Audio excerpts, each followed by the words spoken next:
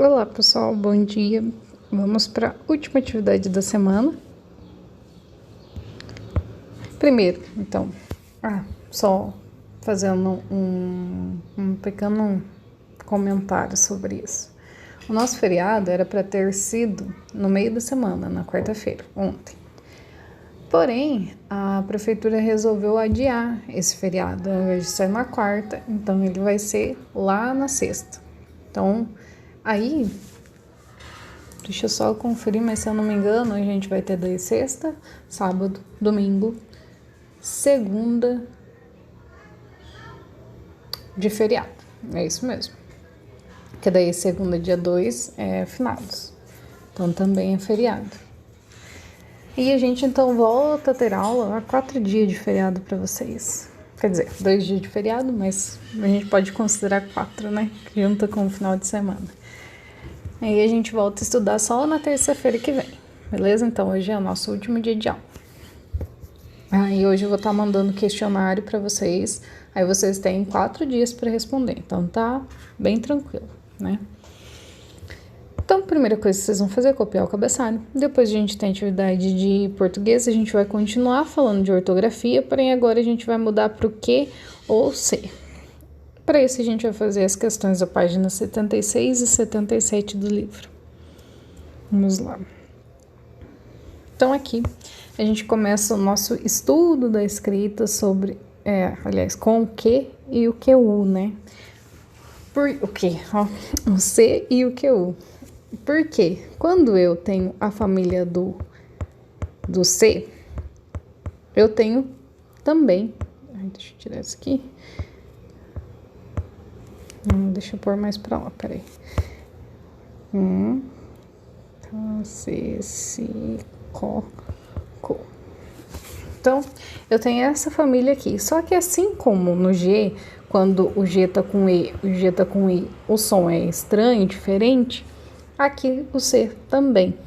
Então, aqui no C, ele, digamos, rouba o som do S, quando ele tá com o E e quando ele tá com o I. Mas daí, quando a gente quer escrever alguma coisa, tem, por exemplo, que. Mas se eu escrever que, tipo quero, se eu escrever quero assim tá errado, porque tá escrito zero. Zero nem é uma palavra. Então não tem como. Daí, como que eu faço? Aí, então, a gente precisa usar o que com o U. O que com o U, seguido do E, substitui esse som que não tem aqui nessa família. Que. E o que, o e o I substitui esse. E daí também a gente tem o quá, né?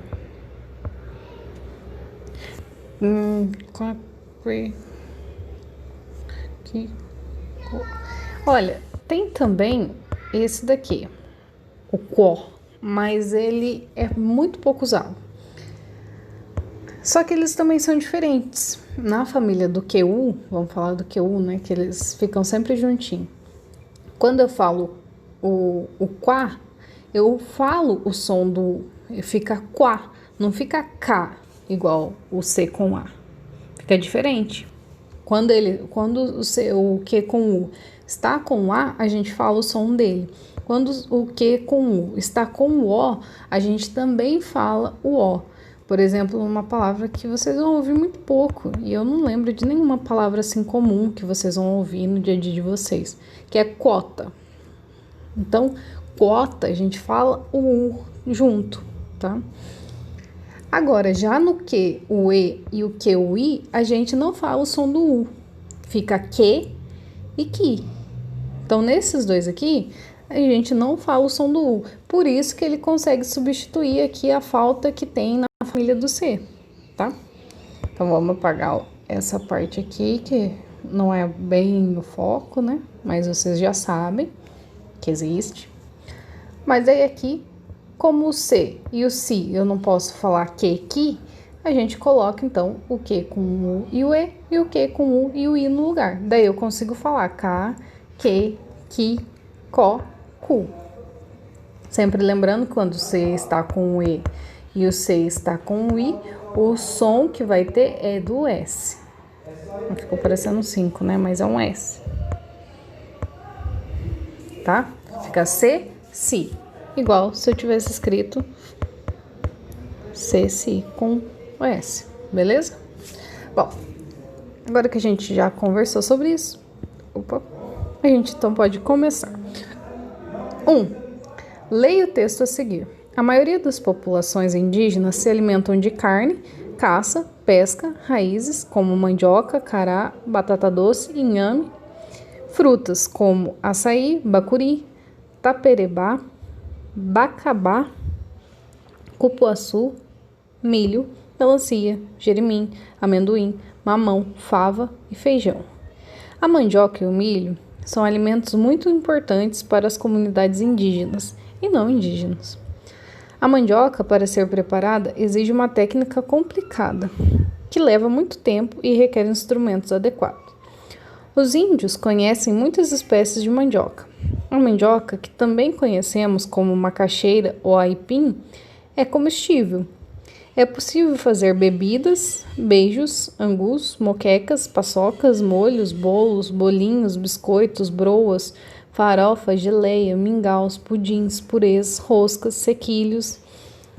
Enfim, como tem aqui a reticência sempre significa que tem alguma coisa a mais, tá? Então, se eu começar, por exemplo, se eu for escrever os nomes dos meus alunos, vocês são 29. Aí eu começo lá, no primeiro. Aí eu falo, Ana Júlia, Ângela. Mas daí chega lá no meio, nossa, daí eu falo, deu uma preguiça. Então eu posso colocar reticências para quem está lendo aquilo ali que eu estou escrevendo saber que tem mais crianças, que não é só aquelas ali, que tem uma continuação, tá? A mesma coisa aqui. Então, aqui está falando dos produtos comestíveis feitos da mandioca, derivados da mandioca. E ele falou vários, só que não são só esses, tem mais. É isso que a reticências indica, que tem mais. Aqui também, ó, tem...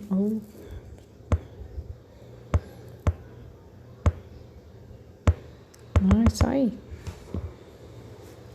É isso aí. Aqui também tem um parêntese quadrado com reticências dentro, igual esse e igual esse. O que significa esse parêntese com essas reticências dentro? Significa que existe uma parte do texto antes, existe uma parte do texto depois. E quando ele está no meio? Significa que aqui no meio tem uma parte do texto que eles cortaram. Então, foi meio que reduzido esse texto aqui.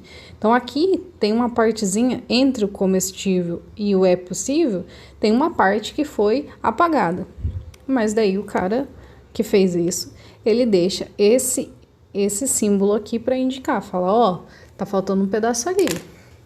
Então, se você quiser ler, aqui tá as referências do texto para você. É só você pesquisar esse daqui que você vai achar o texto completo. Entenderam?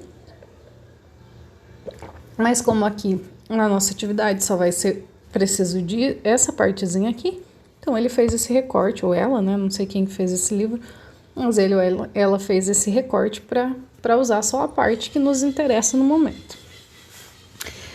Aí temos a primeira pergunta. A. Qual é o assunto do texto? Aí tá bem tranquilo, né? B. Quais dos alimentos citados no texto você já comeu? Então, quais desses alimentos que tem no texto aqui você já comeu? Próximo. 2. Copie palavras do texto para completar o quadro. Então, aqui, nessa parte, você vai copiar palavras do texto escrito com a letra C e aqui embaixo, nessas duas linhas, escritos com a letra QU.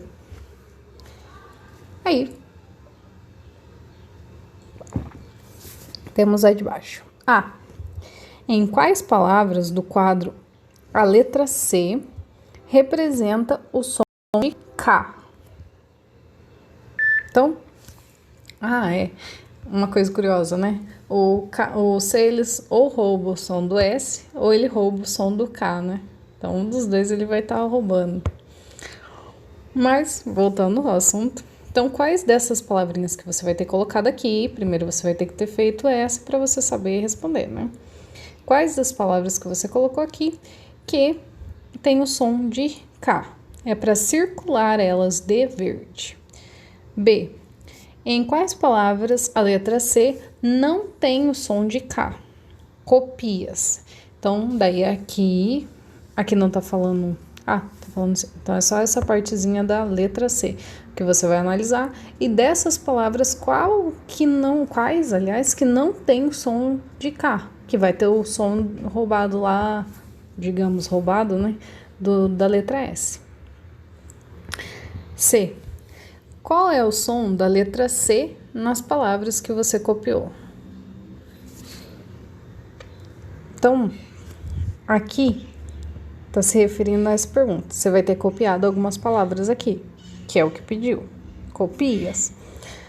Aí, destas palavras que você copiou, qual é o som da letra C? Tá bem fácil. E aqui tem um verbetezinho, vamos ler. Antes de consoantes e das vogais A, O, U, a letra C tem o som de K. Antes das vogais E, I, a letra C tem o som de S. Para manter o som de K antes das vogais E e I, usa-se o QU, que daí é o que a gente fez lá nessa página aqui, que é o QE, fica QE e QI, que é para fazer o que. Bom, aí então aqui a gente termina a nossa atividade de português e a gente segue para a próxima atividade. Aqui a gente então continua as atividades de cálculo mental. Até eu coloquei aqui, ó, que não tem problema errar, que o importante é tentar, e na correção vocês vão ver se está certo ou errado. Então, as atividades que vocês farão tá na página ou 94 ou 115, depende do livro que você tá. Tem que ver qual que é. É uma ou outra. E vocês vão fazer somente atividade 1 e 2. Por que eu coloquei somente atividade 1 e 2? Algumas pessoas vão encontrar essa página aqui. Nesse livro aqui, nesse modelo de livro, tem a 3. Mas nesse modelo de livro aqui, não tem a 3. Eles deixaram espaço para fazer as contas. Então, por isso, quem está com esse modelinho de livro aqui, faz somente a 1 e a 2. Esse daqui... Quem está com esse modelo só tem essa opção, né? Tem que fazer a 1 e a 2, não existe 3, tá? Eu vou fazer aqui, nesse modelinho, para ficar esse X aqui, para vocês não fazerem a 3. Vou ler, né? Então, Roberto descobriu uma curiosidade ao observar os quadros a seguir. 10 menos 3, 7. 20 menos 3, 17. 30 menos 3, 27. Agora, ajude Roberto a determinar os resultados de 40 menos 3, 70 menos 3, 100 menos 3, 50 menos 3, 80 menos 3, 200 menos 3, 60 menos 3, 90 menos 3, 500 menos 3, 120 menos 3. Bem de boa isso aqui, né? Até mesmo porque todos os resultados vão ser parecidos. Se vocês conseguirem sacar qual é a diferença, o que tem que fazer, vocês vão fazer, tipo, um minutinho. 2. Roberto fez outras descobertas observando os quadros abaixo. 10 menos 4, 6. 20 menos 4, 16. 30 menos 4, 26. A mesma lógica, na verdade. Se vocês conseguirem sacar qual é a lógica que ele conseguiu usar aqui, vai ser a mesma lógica aqui, só que vai ter uma pequena mudancinha, porque esse número aqui mudou. Antes aqui era 3, né? Agora era 4. Então, claro que o resultado vai mudar. Aí, tem as continhas aqui para fazer. Complete a lição de Roberto escrevendo os resultados. 40 menos 4, 50 menos 4, 80 menos 4, 100 menos 4, 260 menos 4, 360 menos 4.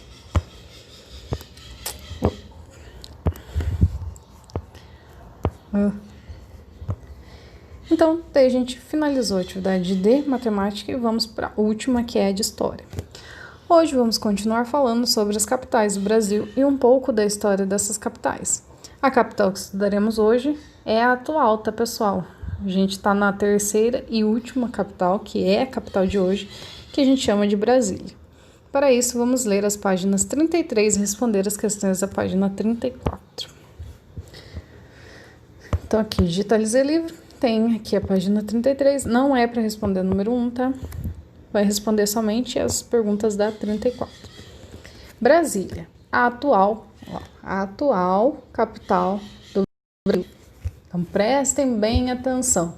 Isso é um negócio que vocês vão ter que saber lá pro Enem, para a vida de vocês. Qual é a capital do Brasil? Brasília. Na verdade é bem fácil, né? Porque Brasília é um nome bem parecido com Brasil. Qual é a capital do Brasil? Brasília. Só não é exatamente igual, tipo, qual é a capital do estado de São Paulo?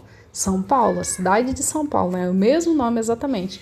No caso do Brasil é parecido, mas já ajuda a gente a lembrar. Vamos começar a leitura. No fim da década de 1950, o governo brasileiro decidiu mudar a capital para o centro do país. O objetivo da mudança era ocupar as áreas do interior e promover a integração do território. Aqui tem um verbetezinho explicando o que é integração. União de áreas de difícil acesso por transporte. Aqui tem operários trabalhando na construção de Brasília em 1960.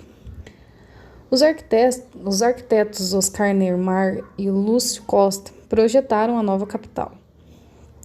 As construções, as ruas, os bairros não foram criados conforme as pessoas chegavam, mas sim de acordo com um plano. O plano de um presidente chamado JK. Uma história bem legal essa daqui. A cidade planejada levou 41 meses para ser construída. Cerca de 30 mil trabalhadores conhecidos como candangos, vindos de muitos estados do Brasil, revezaram-se dia e noite nas obras. A inauguração da nova capital ocorreu em 21 de abril de 1960. E aqui a gente tem uma foto, essa figura aqui é bem famosa em Brasília, Bruno Jorge, Os Guerreiros, 1959. A escultura, a obra popularmente conhecida como Os Candangos, que eram os trabalhadores. Está localizada na Praça dos Três Poderes, em Brasília, Distrito Federal, foto de 2015. Então, a história da construção de Brasília é uma história bem interessante. Eu vou ver se eu acho um vídeo mais curtinho, assim, que é fácil para vocês entenderem, e eu vou mandar como um momento cultural da semana que vem. Vou até marcar isso. Porque é interessante que vocês saibam, isso é um conteúdo que vive caindo em prova, Enem da vida, que vocês um dia vão fazer, vestibular. Então é interessante que vocês saibam.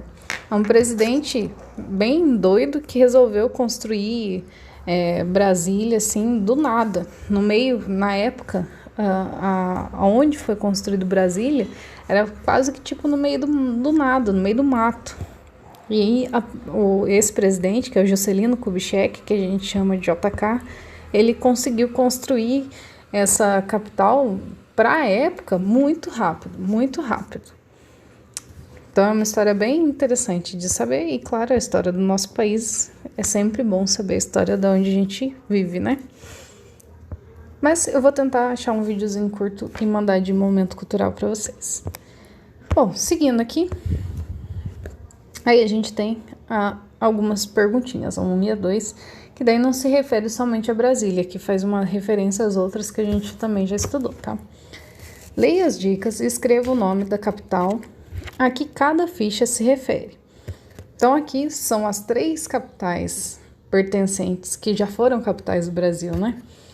Então aqui tem uma, fica no litoral, foi a área produtora de cana-de-açúcar, primeira capital do Brasil. Nossa, deram a dica, né? Muito fácil. De 1549 a 1763. Então esse foi o período em que essa cidade foi a capital. Aqui, segunda capital do Brasil, também deram dica, até 1960. Então, de 1763 até 1960, fica no litoral, foi próxima da área onde já se extraiu muito ouro. Nossa, quase falei. Então, aqui vocês vão lembrar o nome dessa capital. E aqui, eu não posso chamar de cidade, porque o Distrito Federal, ele é uma área, uma região administrativa. Ele não tem as características de uma cidade. Eu não posso falar que é a cidade de Brasília. É só um território, não um território, uma área administrativa mesmo. Mas enfim, é lá que é a capital. Fica no interior, na área central do Brasil, atual capital do país. Também tá bem tranquilo, né? O símbolo aqui, esses dois aqui é muito conhecido. Vocês vão acertar fácil. 2. Observe as fotos, leia a legenda e responda as questões. Então aqui tem a foto A, prédios do bairro Alfama, em Lisboa, Portugal. E aqui a foto B, prédios do bairro Pelourinho, no Centro Histórico de Salvador, Bahia. Foto de 2015. Então, 2015. A. Que lugar a foto A mostra? E a foto B? Bem tranquilo, né? É só vocês lerem aqui e responder. B. Os prédios que aparecem nas fotos apresentam alguma semelhança? Identifique. Então, é para vocês olharem essa foto e identificar quais são as semelhanças dessas duas fotos. C. Considerando o que foi estudado nesse capítulo, por que existem essas semelhanças? Então, aqui é mais para ver se você conseguiu entender o contexto geral do que a gente estudou. Vamos ver as respostas de vocês e a gente discute isso lá na correção. Beleza? Aqui eu finalizo então as orientações. Beijo para vocês, bom final de semana, bom feriado. Não esqueçam de fazer o questionário que eu vou enviar e a gente se vê semana que vem.